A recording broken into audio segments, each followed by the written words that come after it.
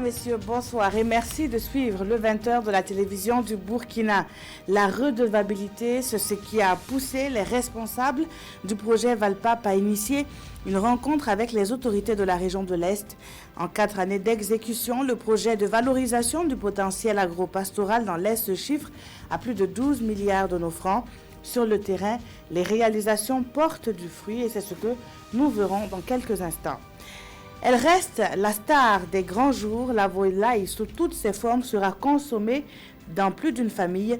Seulement, pour faire honneur à l'année qui commence, il faudra débourser bien plus que d'habitude pour avoir à sa table un poulet, une pintade ou une dinde. La flambée des prix de la volaille, c'est un dossier à suivre dans ce journal. Et puis, en République démocratique du Congo, l'année se terminera-t-elle en beauté ? Difficile d'y répondre au regard de la tension qui y prévaut. Le scrutin de ce dimanche, non et non sans irrégularité. Il s'est quand même tenu. Seulement 3 régions n'y ont pas participé du fait d'Ebola et de violence.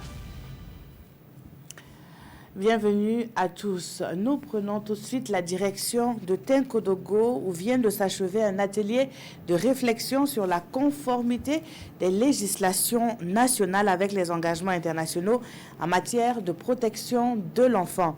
Les participants à cette session de travail ont été force de proposition quant à l'harmonisation de ce cadre juridique. On en sait plus avec Rasmata Ouedraogo. Le Burkina Faso a adhéré à la quasi-totalité des instruments juridiques internationaux et régionaux de promotion et de protection des droits de l'enfant. Mais malheureusement, un contraste inquiétant avec la réalité s'impose. Et c'est soucieux de la pleine promotion des droits de l'enfant que ces acteurs sont réunis en vue d'en déceler les failles. Il y a des réflexions qui ont été menées pour harmoniser la législation nationale par rapport donc aux instruments internationaux que nous avons ratifiés. Alors il y a un certain nombre de textes qui ont déjà été adoptés, qui ont permis donc d'harmoniser cette législation, mais il reste encore des insuffisances. Si vous prenez par exemple déjà l'âge du mariage, par rapport aux conventions internationales, c'est 18 ans pour le garçon et la fille. Et au niveau donc de nos textes nationaux, ce n'est pas encore harmonisé. D'où ces cadres d'échange et de réflexion offerts aux participants afin de recueillir leur contribution à l'atteinte de cet objectif. Nous allons réfléchir sur un certain nombre de thématiques. La première journée, nous allons rappeler le cadre juridique international de protection de l'enfant, présenter les différentes recommandations et voir ce qui a été pris, ce qui n'a pas encore été pris. Et les 2 autres jours seront consacrés à des travaux en atelier. Voilà, les groupes vont se retrouver en atelier pour décortiquer l'ensemble des textes que nous avons et l'ensemble des conventions que nous avons ratifiées, l'ensemble des recommandations qui ont été faites et voir les incohérences et proposer des stratégies et des solutions pour que nous puissions rendre cohérent ce dispositif-là. Un inventaire des conventions, les insuffisances du cadre juridique national ainsi qu'une stratégie d'harmonisation sont entre autres résultats attendus pour ces 3 jours de travaux. À Fadane Gourma, c'est la fin d'un programme, celui de la valorisation agro-pastorale dans l'Est, plus connu sous l'anagramme Valpap. Durant les 4 dernières années, ce projet, porté financièrement par la coopération suisse, s'est concrétisé à travers des réalisations. Elles vont de la réhabilitation de barrages à la création d'activités génératrices de revenus pour les femmes vivant en milieu rural, en passant par la création de pistes à bétail. On en sait plus avec Assami Kabouré et Mahamadi Ouedraogo. Le programme Valorisation du potentiel agro-pastoral dans l'Est, Valpap, œuvre depuis 4 années dans les résolutions des crises liées au foncier et l'amélioration de la résilience des populations rurales. À cette rencontre, il s'agit pour les responsables de ce programme de présenter aux conseillers régionaux de l'Est les résultats acquis. Le programme a pu développer une démarche de sécurisation foncière basée sur une ingénierie sociale qui puisse permettre de sécuriser les espaces agro-pastoraux aménagés au niveau de la région et qui puisse nous amener à avoir moins de contestations dans la gestion et l'exploitation de ces espaces. Pour la sécurité alimentaire dans cette région, le programme a pu réhabiliter 2 barrages dans la région, a réalisé des bas-fonds, des parcs de vaccination ont été réalisés, un marché de bétail. On peut retenir des actions telles que des unités de transformation pour l'amélioration des revenus des femmes. On est à un taux d'exécution financier de plus de 98%. À l'unanimité, les élus régionaux et leurs partenaires apprécie positivement les fruits du programme VALPAP. La sécurité alimentaire, ça, qui connaît la région de l'Est, c'est que nous avons un potentiel dans ce domaine, mais malheureusement, les moyens font qu'il y a toujours des défauts. Et aussi, le fait de ne pas pouvoir toujours retenir l'eau sur place fait que les agriculteurs n'arrivent pas à faire la contre-saison. Et là, c'est un manque à gagner. Financé par la coopération suisse à hauteur de 12 milliards de francs CFA pour une durée de 4 ans, ce programme prend fin le 31 décembre 2018. Son objectif étant de lutter contre l'insécurité alimentaire à travers l'amélioration des revenus des producteurs agro-pastoraux au Burkina Faso. Et le secteur de la transformation laitière n'est pas en reste en matière de production de résultats probants. L'Association pour la promotion de l'élevage au Sahel et en savane, avec ses partenaires, sont formels. La filière a un impact socio-économique certain sur les ménages pastoraux. Ils ont procédé à la restitution d'une étude menée auprès de 7 unités de transformation. Les détails avec Oumar Zombré. Réunis autour d'un même objectif, ces participants prennent part à l'atelier de restitution de l'étude sur l'impact socio-économique de la transformation laitière sur les ménages pastoraux. Cette étude, menée auprès de 7 unités de transformation, met l'accent sur l'apport socio-économique de la filière lait. L'étude a porté sur les effets des activités de transformation laitière sur les ménages pastoraux. Les effets socio-économiques. Qu'est-ce que la transformation laitière apporte comme effet, surtout socio-économique, au niveau des ménages pastoraux au Burkina? Cette étude est commanditée par 2 structures de développement rural, à savoir l'APES, l'Association pour la promotion de l'élevage au Sahel et en savane, et la PASMEP, la plateforme d'action pour la sécurisation des ménages pastoraux. Les résultats issus de l'étude serviront de plaidoyer en faveur des ménages pastoraux. Nos attentes après cette étude, c'est d'avoir justement des données qui nous permettent de ressortir l'importance justement de la transformation laitière, de ressortir les impacts positifs de cette transformation et commercialisation du lait sur les ménages pastoraux, mais surtout sur les femmes. Pour les participants à cet atelier, le Burkina Faso doit investir dans les unités de transformation laitière afin de mieux profiter de ce secteur à forte valeur ajoutée.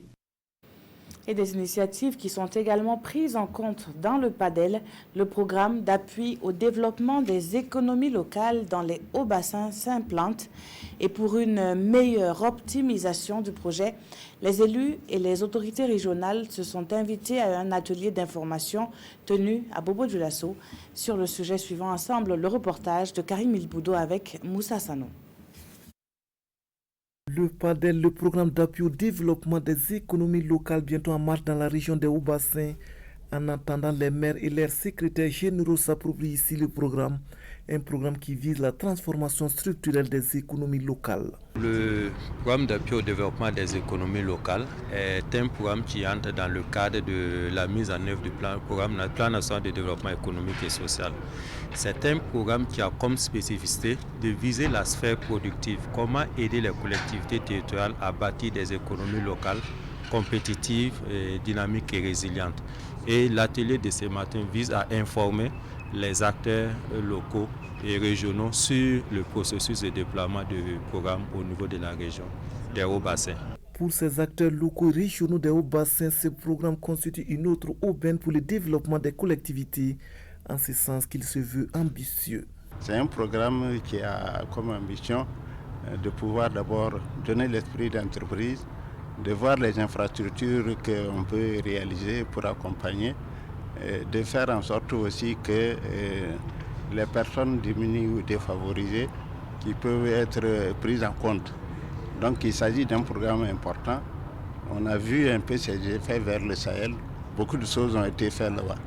Je pense que ce sera la même chose dans notre région et on compte sur le coordonnateur pour que tout ça soit bien huilé. Vœu entendu par le coordonnateur du PADEL, un programme qui, après la phase pilote au Sahel et dans 6 autres régions du Burkina, entame en ce moment son déploiement dans les restes du pays. Son coût près de 400 milliards de francs CFA pour la période 2017-2020. Ouvrons à présent une large page consacrée aux préparatifs de la fête du Nouvel An. À quelques heures de la Saint-Sylvestre, chacun se prépare à sa manière. Mais la star reste la volaille et c'est un secret de Polichinelle. Cette période rime avec flambée des prix. Les cages sont certes bondées de gallinacés dans les marchés de la capitale, mais il faut revoir son budget et si l'on veut donc servir des gallinacés à ses hôtes. Idrissa Warga et Draman Dadé ont fait le tour des marchés. Leur constat. Vente de volailles à la sauvette aux abords de la route. Un marché de circonstances en ces périodes de fête de fin d'année. Venu de Boulissa avec des centaines de volailles en majorité des poulets. Francis et ses camarades ont pour interlocuteur des revendeurs. C'est le lieu des transactions. Nous avons des poulets de 3500 francs CFA, 3250, 2750. Il y a même des poulets de 2000 francs. J'ai acheté 40 poulets. Généralement, j'ajoute 250 francs sur le prix d'achat. Le poulet de 3000 francs CFA, je le revends à 3250 francs. Bachir est grossiste. Dans ses cages à volailles, poulets, pintades, pigeons, canards et dindons se côtoient à longueur de journée. Au-delà du jeu de l'offre et de la demande, cette année contraste avec les années antérieures. Puisque avec le carburant, tout ça là, ça aussi ça augmente le prix parce qu'il faut faire des calculs et puis les dépenses là, et puis estimer tout maintenant, voir le prix unitaire là, ça doit évoluer à combien pour vendre. Donc ça fait que les prix là sont différemment. Dans les provinces là même, à l'heure actuelle là, ça tourne autour de 3500, 3750 même. Et puis maintenant, comme la demande est beaucoup aussi, les paysans aussi, ceux qui ne travaillent pas dans le domaine de la volaille là, ils viennent nombreux. Les clients se font rares. On attend de voir s'il y aura de l'affluence demain. Le poulet, mais aussi les autres volailles, tout ou presque y est dans les différents marchés zéyards de Ouagadougou. Une diversité de volailles pour satisfaire la clientèle à l'orée du Nouvel An. Nous avons des clients qui préfèrent les dindons, les canards et les pigeons. Ils en trouvent ici sur place, surtout à l'occasion des fêtes de fin d'année. Puis les dindons là-haut, tu verras même qu'il y a d'autres, ils vendent ça à 40, 45, d'autres 50. Tu vois non? Donc ça tourne autour de comme ça quoi. Inaccessible aux petites bourses selon Aruna. Surpris des nouveaux tarifs de la volaille sur le marché. Il a dû débourser plus pour s'offrir son poulet. Bon, je suis venu, j'ai payé 4 poulets, mais les poulets seulement sont vraiment très très chers. J'ai payé un poulet à 4500. Vraiment, cette année en tout cas, vraiment, vous voyez qu'il n'y a pas beaucoup de gens dans le marché. Parce que le poulet, cette année, vraiment, c'est trop cher. Voilà. Bon. Est-ce qu'on vous a expliqué pourquoi c'est cher? Bon, eux aussi ils m'ont dit qu'ils ont payé cher. Qu'ils ont payé cher. Même poulet, il y avait pas de poulet de 3500. Si tu veux un bon poulet, en tout cas, c'est 4000, 4500 francs. Même si les Burkinabés en raffolent, ici, poulet cherche toujours preneur. Un marché encore morose du fait de la flambée des prix de la volaille selon les acheteurs. Les vendeurs et revendeurs crient aussi à la cherté de la vie. Et pour ceux qui vont s'en procurer, quelques légumes pourraient mieux garnir les plats. Cependant, les vendeurs affirment que les clients ne sont pas au rendez-vous. À la question de savoir si leurs prix ne sont pas en cause, des commerçants pointent du doigt la vie chère. Pourtant, ils disent avoir attendu cette période toute l'année pour se faire le maximum de recettes. Le constat, cette fois, c'est avec Konsun Koulibaly, Tanga Kafando et Zalissa Sanfo. Ce qui plaît aux papilles gustatives des Burkinabés, ce qu'ils consomment pendant les fêtes, ces vendeurs de légumes le savent. Alors, pour les fêtes, ils ont fait les provisions pour que rien ne manque ni en cuisine, ni sur les tables des convives. En tout cas, j'ai commandé carottes, concombres, tomates, salades, betteraves, navets, petits pois. Seul trouble fait, les clients se font rares. C'est à croire qu'il n'y aura pas de ripaille pour ces fêtes. Cette année, nous ne sentons pas du tout la fête.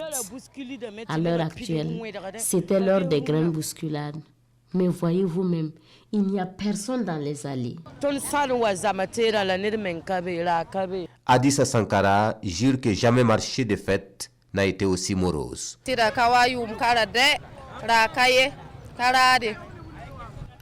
n'y a pas de marché. Je ne peux même pas vendre 100 sacs, même pas 30. Les autres années, à pareil moment, j'étais à 100 ou même à 200 sacs de vendus. Et si les clients boudent ces marchés de légumes ou se contentent du strict minimum, c'est à cause des prix qui s'envolent à pareil moment. C'est les fêtes de fin d'année. Donc ils n'ont qu'à profiter. Si Dieu te donne l'envie une année là, ça te fait quoi de fêter? En tout cas, ça a augmenté. Le plat de tomates là, nous on payait ça à 12 500. Actuellement là, c'est 25 000. Petit pois là, on payait ça à 6 000. Le prix a augmenté, ça fait 12 500 francs. Betterave là, on payait ça 30 là à 3 000 ou 4 000. Mais maintenant là, ça a augmenté, ça vaut 6 000, 5 000 même. Les oignons, elle dit 500 000 francs. Et puis, poivrons aussi, elle parle de 500 000 francs. Je trouve que c'est un peu élevé et puis c'est pas beaucoup. Pour ces revendeurs, si l'année s'achève avec des méventes, il n'y aura pas de fête pour eux. Alors, ils espèrent que ces dernières heures feront toute la différence pour une année qui s'achève en toute beauté pour tous. En plus de vos mets, vous auriez pu en mettre plein la vue à vos convives si vous habitiez une maison voûte nubienne. Il s'agit d'une construction atypique qui force l'admiration par son architecture. La technique de construction ne date pas d'hier, mais elle est mise au goût du jour par une association basée à Boromo. Des images hors du commun à voir dans ce reportage signé Lamine Karantao avec Ali Traoré. Boromo, dans la province des Bali. Cette ville se distingue de par son emblématique gare connue par les voyageurs de la nationale numéro 1. Elle se particularise également par son modèle de construction, des voûtes nubiennes très prisées par les populations. La maison voûte nubienne là, il est bon. Si tu es dans ces maisons-là, tu es libre. Même pour construire là, c'est très facile. Il y a des moments, ça change de climat. Si c'est pendant où il y a le froid là, si tu rentres, c'est un peu chaud. Mais si c'est au moment de la chaleur là, si tu rentres, c'est un peu frais aussi. Ces constructions qui font la fierté des populations ici à Boromo sont rendues possibles grâce à cet homme, sculpteur de son état, avec l'aide de son partenaire blanc. J'ai organisé un festival international qui regroupe les artistes, artisans, comme maçons, menuisiers, tout ce qui travaille sur les travaux manuels, quoi. Voilà, comme architecte comme ça. Et Thomas est venu pour dire qu'il va travailler un peu, lui a fait une maison qu'on va apprécier bientôt, mais il faut du temps. Donc il a commencé, ça tombait, on remontait, il voulait un maçon. Lui il est grand, comme ça, comme il est très haut, pas besoin de faire échafaudage. Donc il est parti pour ça, pour travailler. Donc c'est ça qui fait qu'on a commencé comme ça, il a fait. Il est parti, il est revenu, il a fait, ça a marché. Inspiré des constructions de la ville de Nubie en Égypte, on retrouve plus de 40 bâtiments de ce genre dans la localité. Certains servent de lieux de culte, des écoles et d'autres des lieux d'habitation. Philippe Isaac a bâti sa demeure depuis 2005, mais sa particularité fait qu'elle résiste au temps. Il y a une inertie qui fait que la chaleur reste et que quand il fait très chaud, il fait plus frais. Voilà, il fait à peu près 5 degrés de moins qu'à l'extérieur. C'est pas cher, c'est la maison. C'est un peu cher, mais je crois que ça vaut la peine quand même. Sauf qu'il faut recrépir tous les ans. Comme c'est de la terre, il faut, quand il pleut, ça l'abîme. Il faut refaire tous les ans. Donc on fait un mélange de terre et de beurre de karité qui empêche l'eau d'enlever la terre. Pour construire une voûte nubienne, il faut une terre spéciale. En plus de cet aspect, il faut respecter certaines dimensions. Ce qui explique une certaine réticence des populations. C'est fait par des matériels locaux, donc en bas de pierre pour les fondations, et puis la terre aussi pour les grosses briques, et le mortier aussi c'est toujours avec la terre. Le largeur des murs, c'est 60. La fondation c'est 70, tu montes le mur en 60. Voilà, ça c'est les deux murs qu'on appelle le mur porteur. Donc il y a deux murs aussi qu'on appelle le mur pion, c'est ça qui ferme aussi les deux côtés. Le mur porteur seulement où c'est la voûte s'assit. C'est ça le mur porteur. Malgré les contraintes, la construction des voûtes nubiennes va au-delà des frontières de Boromo. Les localités de Bama, Kobri, Yako, Dedougou et Sabou adhèrent également à la construction de ces maisons uniquement en terre. Dans la suite de ce journal, intéressons-nous au bilan dressé par la jeunesse étudiante catholique. À la faveur de son comité national de l'année, la GEC fait le point des activités menées et se projette en 2019 avec, en ligne de mire, l'organisation de la 65e semaine nationale de la GEC. Le compte rendu avec Jean-Eudes Bayala et Ini Walkoy, Janine Kambiré.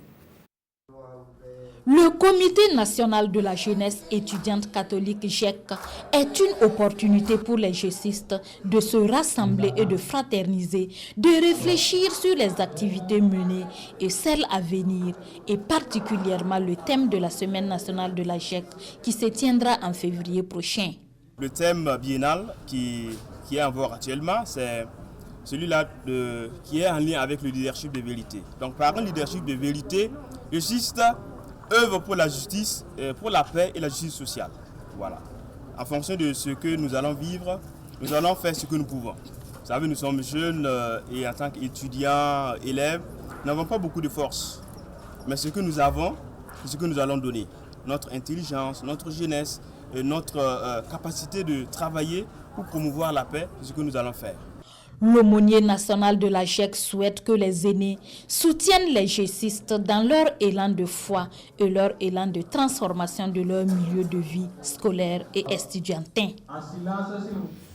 L'actualité hors de chez nous, c'est en RDC où des millions d'électeurs étaient appelés ce dimanche à choisir leur futur président. Un scrutin émaillé d'irrégularités et surtout sous tension. Kinshasa a refusé l'aide et encore moins un appui technique d'observateurs étrangers. Le président sortant, Joseph Kabila, s'est rendu dans un bureau de vote en famille. Son dauphin en lice, Emmanuel Ramazani Shadari, a face à lui une opposition divisée entre Félix Tshisekedi et Martin Fayoulou, ce dernier étant le favori de plusieurs sondages. Les bureaux de vote ont ouvert ce dimanche en République démocratique du Congo pour un scrutin sous tension après une campagne électorale émaillée de violence. Le président sortant, Joseph Kabila, était l'un des premiers à s'y rendre. Après 10 années au pouvoir, il s'est résolu à ne pas se représenter, mais il espère la victoire de son dauphin, l'ex-ministre de l'Intérieur, Emmanuel Ramazani Shadari, un homme sous sanction de l'Union européenne accusé par cette dernière de violation des droits de l'homme.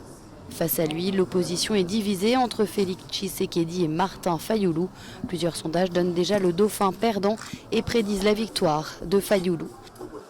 Ces élections se déroulent sans l'aide logistique des Nations Unies ni mission d'observation occidentale refusée par Kinshasa. La police a déjà prévenu qu'elle éloignerait toute personne qui resterait à proximité des centres de vote à l'heure du dépouillement dimanche soir.